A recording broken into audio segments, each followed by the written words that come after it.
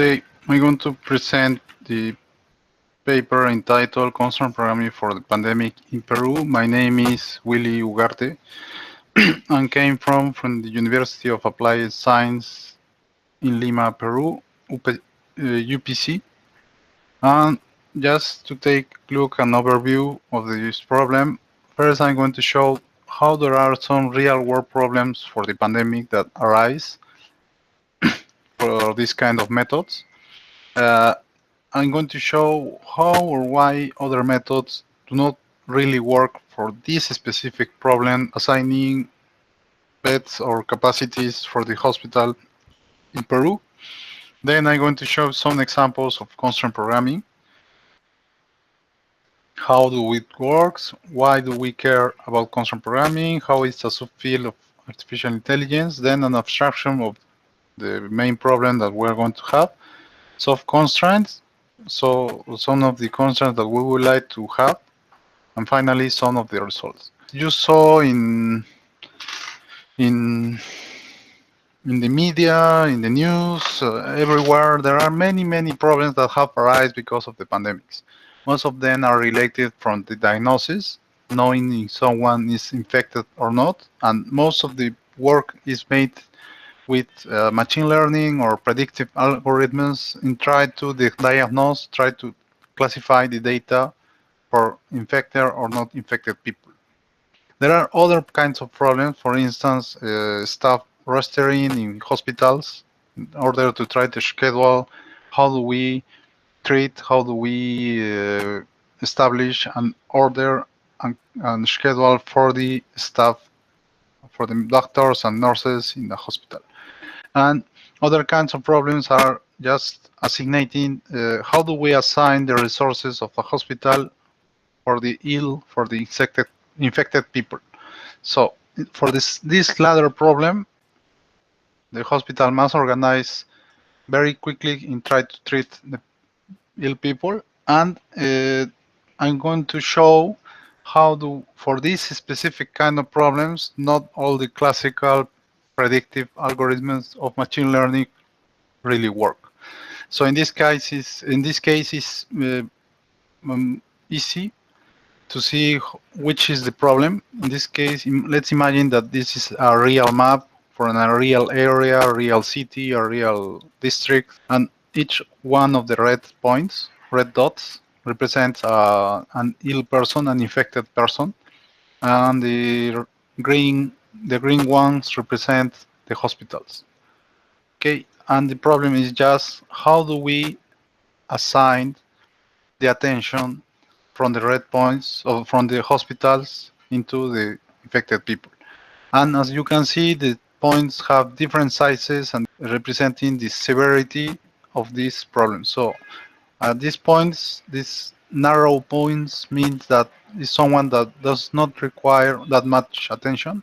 And that this green, these big red points means that they are severe cases. Mainly they need ICU for subsistence.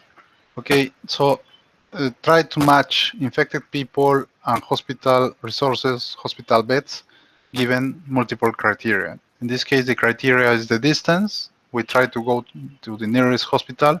The severity, first, the people that require the most attention.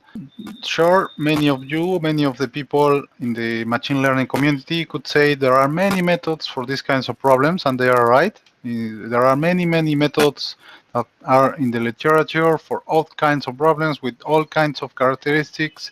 They work in a different ways in order to try to classify, to predict behaviors, find out patterns in the data.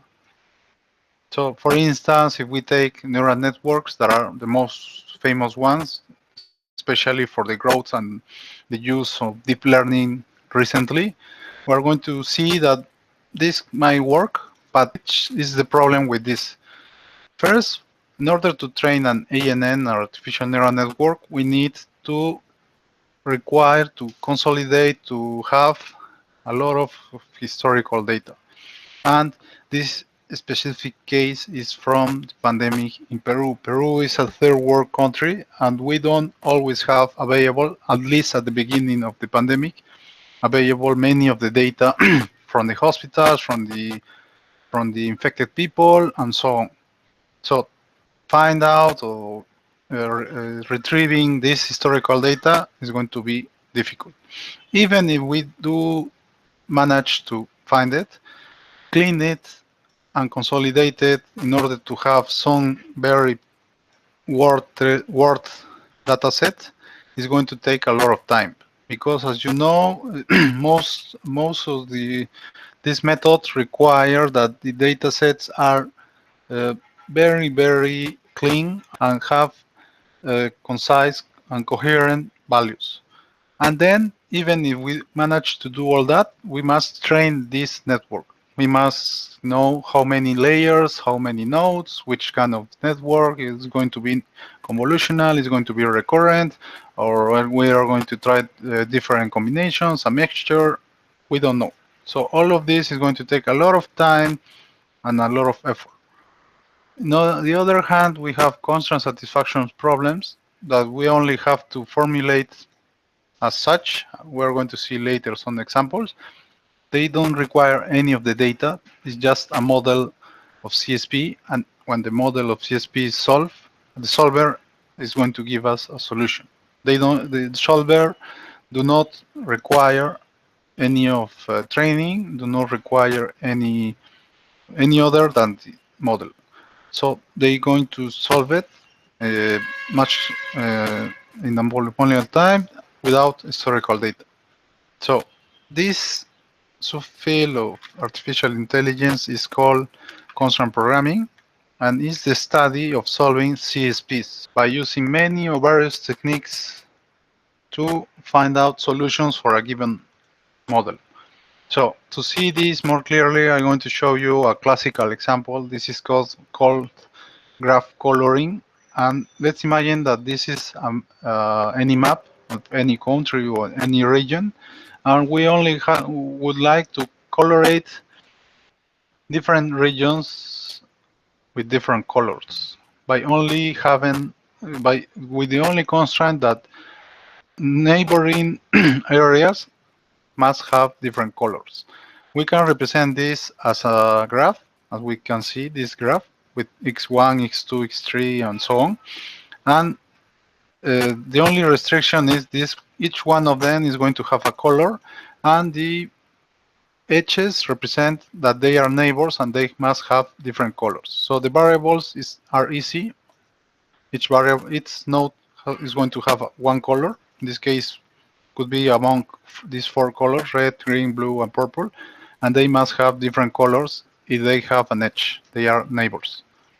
So the solver is going to see this as a bunch of variables with a bunch of domains and trying to respect these constraints. The solver is a very sophisticated way in try to find this a solution for this problem. How is it going to do it? First, it's going to make a step of branching. What is branching is going to choose a variable and a value. In this case, for instance, x2 and red. Is going to instantiate it, and then it's going to make a second step of propagation. What is propagation? Eliminate of the incoherent values of the graph. In this case, if x2 is red, all these neighbors could not be red. So it's going to take away these values. Then it's going to repeat. A branching, in this case, x5 is green, and then propagation. So retire green for all the neighbors, and so on. It's going to continue so on, choosing a variable, a value, and then propagate. Choosing, propagate, choosing, propagate. Okay, and finally it's going to find a solution. So it's a simple way to see how a solver works, but as you can see, this is going to make in a much sophisticated way this process. Okay, so for this we only need to know that this is called a CSP, just a triad of variables, domains, and constraints, and the solver solves a CSP. And there is one small variant that is called a COP. that is a CSP, so the three parts before, with an objective function, a function that is going to be maximize or minimize. So in this case, for the problem of the pandemic, we have to match ill people with hospital beds. So we have to have some solution like this one in the right. We will have some assignations through the lines of different people into the hospitals. So you can see there are some points that are going to be assigned to some hospital. So it means that this person is going to be treated in this hospital and this person is going to be treated in this hospital and so on. So this problem is, we need only 4 parameters for this kind of problem. We need first the location of the infected people, the location of the hospitals, the number of beds, the capacities of the hospitals, and the severity of the people. This problem as a CSP is kind of simple. We only need to have a bunch of binary variables, so variables that only have a domain as true or false, and with the Cartesian product of all the hospitals, all the beds, and all the patients. So if this variable is true, it means that the patient K is at the bed J at the hospital I.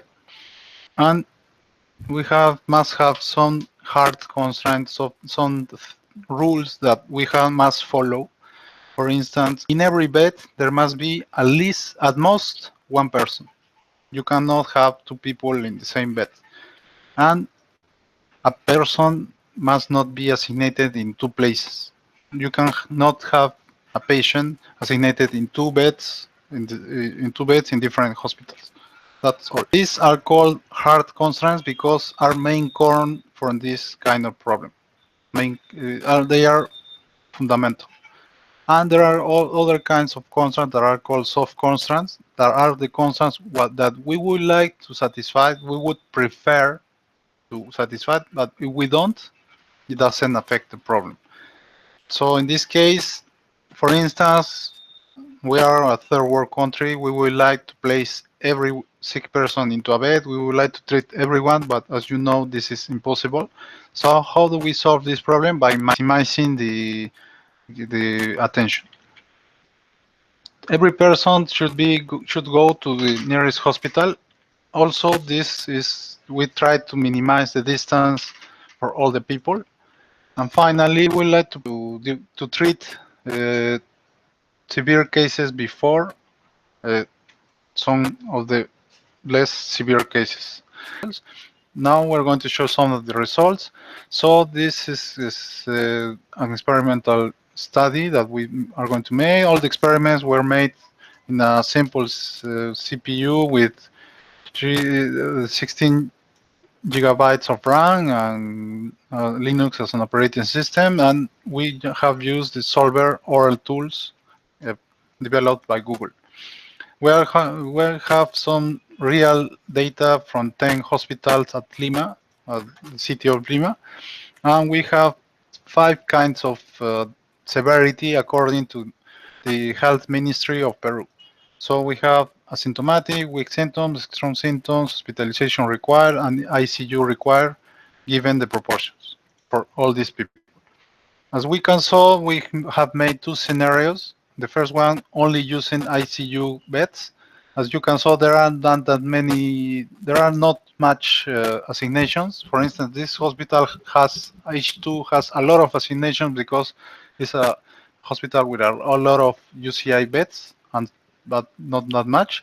And in the second case, we have used all the beds. You can see that much lines. As you can see, many of the lines are more or less from people that live nearby the hospital and have severe cases before. So, to conclusion, as we saw, constraint programming is a very powerful way to treat these kinds of problems. It's not always the case that use predictive analytics or machine learning. You can use this as a complement to these kinds of methods. So trying to predict the people that are going to be infected, and the same way using constraint programming to match it with hospital facility. Thank you very much. Thanks for your attention.